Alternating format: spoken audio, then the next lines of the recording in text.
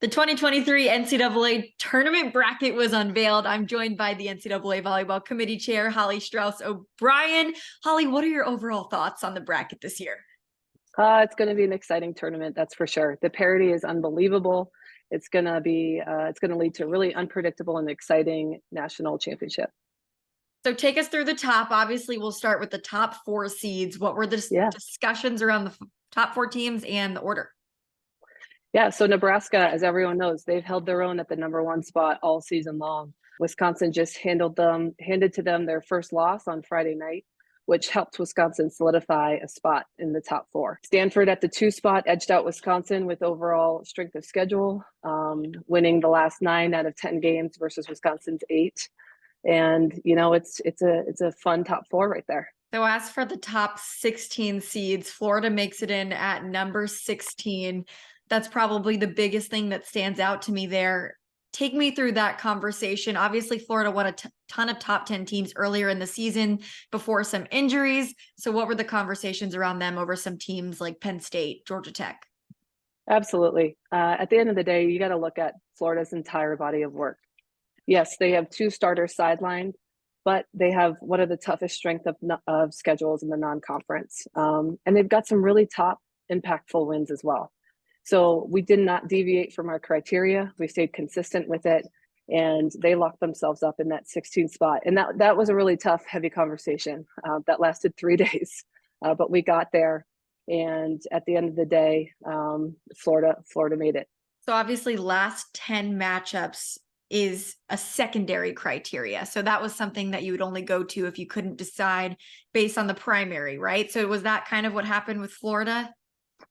Yes, but RPI, KPI, and strength of schedule also, which are primary criteria. They held their own in those categories. For sure. If you could choose, what were some of the toughest decisions made today? Yeah, I'd say some of the toughest decisions were definitely that 16 spot. And then also the last 4 teams into the tournament. Like I said at the beginning of our conversation, the parity this year is off the charts, which is awesome for the sport of volleyball and definitely made for some great, lengthy, robust discussions in the selection room. Can you dive a little bit into those robust discussions regarding those bubble teams right on the verge? We had a few conference upsets, so that probably left some teams with high RPIs that had to take some at-large bids away from some others. So what were those robust conversations? Absolutely. And you nailed it. I mean, they were, they were bid stealers, some of those teams. And it came down to, you have to analyze, again, their entire body of work, their wins, significant wins, I call it the take care of business win category, where you're beating teams that you should, and then also significant losses. And the teams that made it in, just leads to another reason why this tournament is going to be so great. How did some of the results over the weekend impact the bracket? So obviously Nebraska, Wisconsin, Tennessee, South Carolina, for instance, and a few others. They definitely impact the bracket. I mean, we're in the selection room all weekend long. We're watching these matches, and when you start seeding teams and all these different results come in, you have to reevaluate some things. All right. So looking at the conference breakdowns, the SEC has a tournament leading 8 teams in. The Sun Belt has 4. That's got to be a record. I could be wrong, but just tell me about the conference breakdown and what you guys saw there.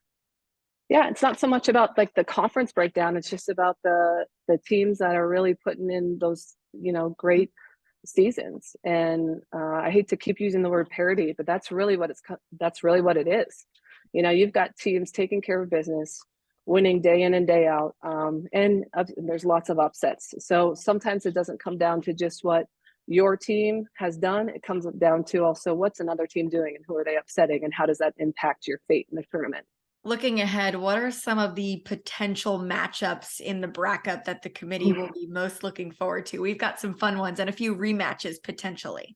Yeah, that's a loaded question. And, I think I'm just going to say all of them. I think, this tournament is going to be really exciting and really unpredictable, and it's truly anyone's. So we're really looking forward to seeing who's crowned the 2023 national champion in Tampa. Well, Holly, thank you so much for your time. I'm sure it was an exhausting weekend, so I appreciate you breaking it all down. I appreciate you. Thanks so much.